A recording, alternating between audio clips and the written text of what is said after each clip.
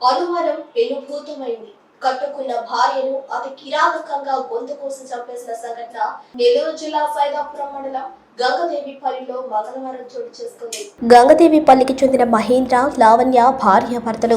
కొంతకాలంగా భార్యపై అనుమానం పెంచుకున్న మహేంద్ర తరచూ భార్యతో గొడవ పడేవాడని, ఎప్పటిలాగే సోమవారం రాత్రి కూడా భార్యాభర్తల మధ్య వివాదం చెలరేగి మంగళవారం తెల్లవారుజామున కత్తితో భార్యను అతి కిరాతకంగా గొంతు కోసి చంపేశాడు. విషయం తెలుసుకున్న రాపూరు సిఐ విజయకృష్ణ సంఘటనా స్థలానికి చేరుకుని మహేంద్రను అదుపులోకి తీసుకుని విచారణ చేస్తున్నారు. ప్రశాంతమైన పల్లెలో హత్య విషయం తెలియటంతో గ్రామస్తులు భయాందోళనకు గురవుతున్నారు. ఈరోజు తెల్లవారుజామున సుమారు 2 గంటల ప్రాంతంలో సైదాపురం మండలంలో ఉన్నటువంటి గంగదేవిపల్లి అనే గ్రామంలో హరిజనవాడలో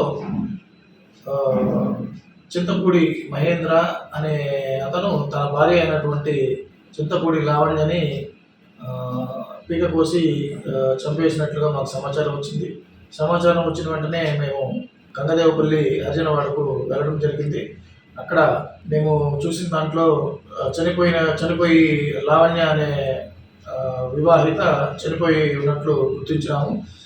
దాని మీద వారి యొక్క తల్లి అయినటువంటి వారి వద్ద ఫిర్యాదు తీసుకొని కేసు నమోదు చేసి దర్యాప్తు ప్రారంభించాము. దర్యాప్తులో భాగంగా మేము అతని యొక్క భర్త అయినటువంటి మహేంద్రను అదుపులో తీసుకోవడం జరిగింది.